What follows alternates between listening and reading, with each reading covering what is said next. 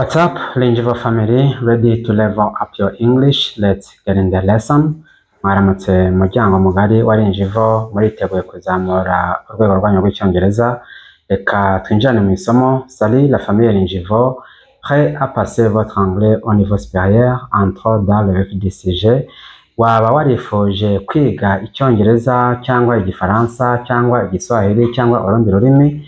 Dukorera i Nyamata mu mujyi ahitwa kuri AOG Ingenzi, cyangwa se mwaduhamagara kuri 0782999777. So have you ever wanted to study or to learn English, French, Kiswahili or any other language? You may just find us in Nyamata town at AOG Ingenzi, or just call us at 07824997777. Est-ce que vous avez besoin d'apprendre l'anglais, le français, le kiswahili, bien n'importe quelle autre langue? Vous pouvez nous trouver ici dans la ville de Nyamata à AOG Ingenzi, ou bien vous pouvez aussi nous contacter sur 078 2499 777. Then today we are having a lesson that is paramount. So the lesson is all about time expressions. Then we are gonna see 4 time expressions today that are very important in English when you speak.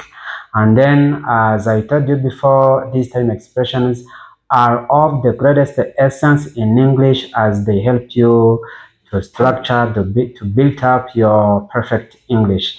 Rero uyu munsi tugiye kurebera hamwe amagambo ane agaragaza igihe cyangwa amagambo akoreshwa mu gihe runaka. Nibyo tugiye kurebera hamwe uyu munsi. N'amagambo ane yonyine tugiye kwigira hamwe. N'amagambo yagufasha kuvuga icyongereza neza bitewe n'uko ari amagambo asanzwe akoreshwa mu buzima busanzwe. N'amagambo yagufasha kuvuga icyongereza neza, n'amagambo yagufasha kubaka interuro nziza mu rurimi rw'icyongereza. Donc aujourd'hui, nous allons voir les 4 expressions temporelles, ou bien les 4 expressions de temps. Donc ce sont des expressions qui sont beaucoup utiles, les expressions qui peuvent t'aider à bien construire vos phrases d'une façon efficace en anglais. Here we go. Then we have the useful phrases here. Then in these useful phrases, we are gonna see these 4 words or these 4 time expressions, and we are gonna see how they are used up within the examples here. And then we have the first one. You see, the first one is for, then for. Iyi for so tuyikoresha mu kuvuga mu gihe runaka cyangwa mu gihe runaka. Then this first, then it expresses the duration. The duration of ko igihe ni mu gihe runaka. And then you see we have some examples here. Twavuga ko iyo dukoresha iyi for tuba tuvuga mu gihe runaka, ou bien donc on utilise quand on est en train de parler, quand donc quand une action dure. En français on appelle ça c'est la durée d'une action. Then when we say I have lived here for 5 years, I have lived here for 5 years, hano hantu mpamaze imyaka 5, maze imyaka 5 ntoye ahangaha. Ou bien j'habite ici depuis 5 ans. Then we have next, she has worked here for 2 months, amaze amezi 2 akorera ahangaha. Ou bien elle travaille ici depuis 2 mois. Then next we have been friends for a long time, tumaze igihe kinini turi inshuti. Ou bien nous sommes amis depuis longtemps. Then murumva ko tuvuga igihe ikintu kimaze, igihe ikintu kimaze, period of time, igihe ikintu kimaze. That's we use this for. And then apart from for, we also have since. Twavuze yuko for ikoreshwa mu gihe runaka. Mu gihe rero tugiye kubona iyi since, mushaka kwibona kubera zino ngiye twagiye dutanga igihe umuntu amaze akora ikintu runaka ariko kikaba kitararangiye, cyaratangiye mu gihe runaka ariko nanone kigikomeje kitararangiye. Then like when we say we have been friends for a long time, cyangwa tumaze igihe kinini turi inshuti, biba ko twamenyanye kera ariko nanone n'ubu turacyari inshuti. Then we met a long time ago and we are still friends. Nicyo bisobanura tumaze igihe kinini, twarahuye kera ariko nanone n'ubu ngubu turacyari inshuti. So that's how we use this for. And then now let's talk about since. Since expresses starting point. Then iyi since ikoreshwa mu kuvuga kuva mu gihe runaka.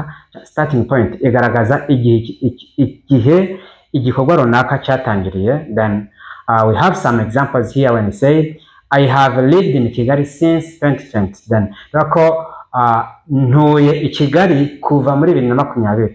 Ubwo kuva 2020 that's the starting point. Then kuva 2020 ni igihe natangiye gutura i Kigali, ariko ntibyarangiye n'ubu ngubu ndacyahatuye. Natangiye cyangwa natuye i Kigali kuva muri 2020 ou bien j'habite à Kigali depuis 2020. Donc je crois bien celles ou ceux qui utilisent le français vont bien comprendre ça. Je crois même en Kinyarwanda c'est bien compréhensible. No mu Kinyarwanda birumvikana. Ntuye i Kigali kuva muri 2020.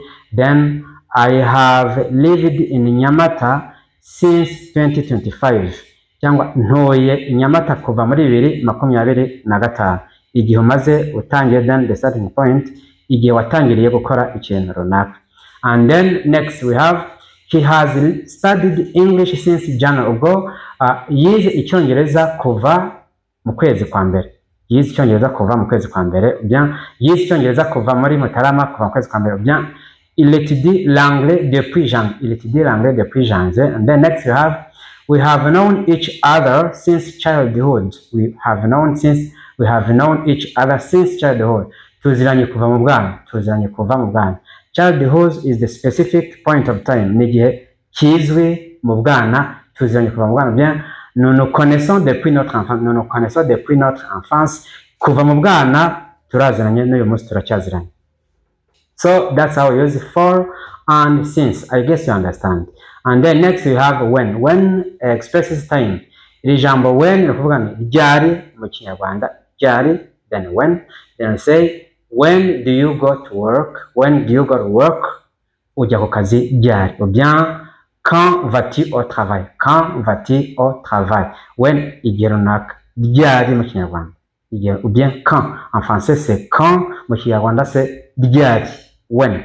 When do you go to work? Ujya ku kazi ryari. Ou bien quand vas-tu au travail? Then next we have when does the class start? Isomo riratangira ryari. Ou bien quand le cours commence-t-il? Quand le cours commence-t-il? Isomo riratangira ryari. Then when did you arrive? Wahageze ryari. Ou bien quand es-tu arrivé? Quand es-tu arrivé? Quand es-tu arrivé? Then I guess you understand. Then the next one is how long. So that's the duration question. How long?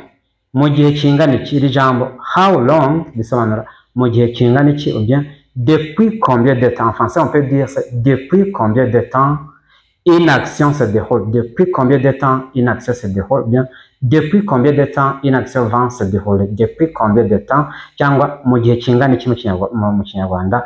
That's how long in English. So that's the question. The question that is centered on the period question. Then I say duration question. How long mu gihe kingana iki. Ou bien depuis combien de temps en français. Then let's go. Let's just start these examples.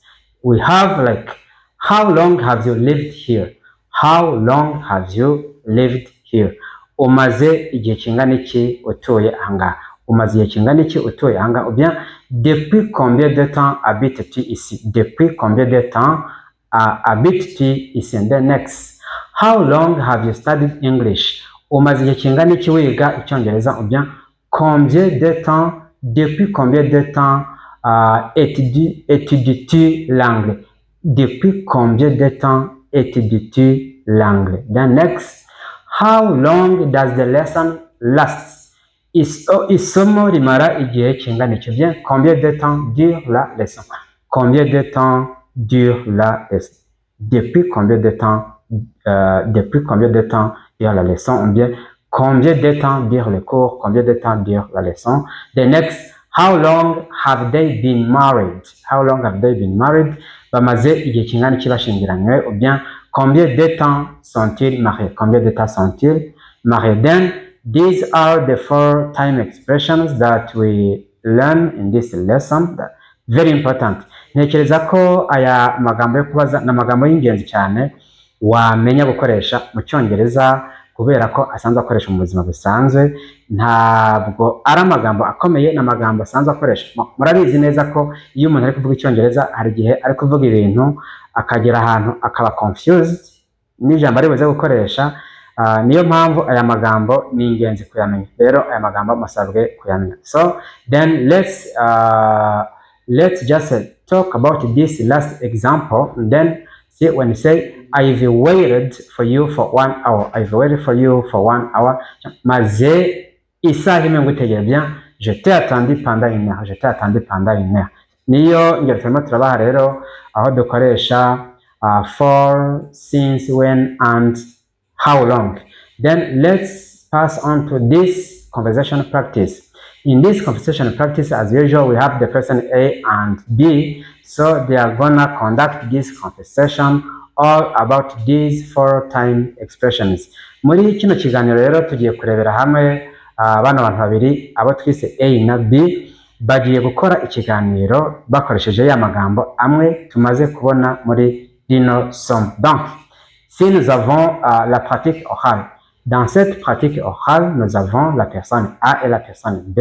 Donc, ils vont mener une discussion, ils vont mener une conversation tout en utilisant ces expressions temporelles qu'on avait déjà vues dans cette leçon d'aujourd'hui. Donc, on peut commencer. Then, you see the person A. The person A says, how long have you lived in Kigali? Cyangwa umaze igihe kingana iki utuye Kigali? Ou bien depuis combien de temps habites-tu à Kigali? Then the person B answers, I have lived here for 6 years. Maze imyaka 6 ntuye hano. Bien, j'habite ici depuis 6 ans. Then the person A says again, asks, since when have you worked here? Watangiye gukorera hano kuva ryari? Watangiye gukorera hano kuva ryari? Ou bien depuis quand travailles-tu ici? Depuis quand travailles-tu ici? And then the person B answers, I have worked here since 2022. Nkorera hano kuva muri 2022. Ou bien je travaille ici depuis 2022. And then next person A asks again, when do you usually finish work? Akazi kawe gasoza ryari? Ou bien quand termines-tu ton travail? And then person B answers, I usually finish work at 5 p.m. Akenshi soza akazi kanje saa 11 za nimugoroba. Ou bien je termine généralement mon travail à 17h. Then person A says thank you, murakoze, ou bien merci. And then person B answers, you're welcome, have a nice day, namwe murakoze, mugire umunsi mwiza. Ou bien en français, je vous en prie, bonne journée. So see, the conversation contains all these 4 expressions, all these 4 time expressions that we learned in this lesson. Mumaze kubona ko kino kiganiro kigizwe na ya magambo ane amwe tumaze kwiga muri rino somo. Na magambo y'ingenzi wakora interuro zawe yakoresheje. None ndashaka tuze guhurira muri comment mu nteruro zanyu nziza, cyangwa aricyo mutumvishe mushobora kuza kumbaza cyangwa mukampamagara kuri ya nimero nabahaye hariya hejuru. And then see you guys, and don't forget to like, share, comment and subscribe.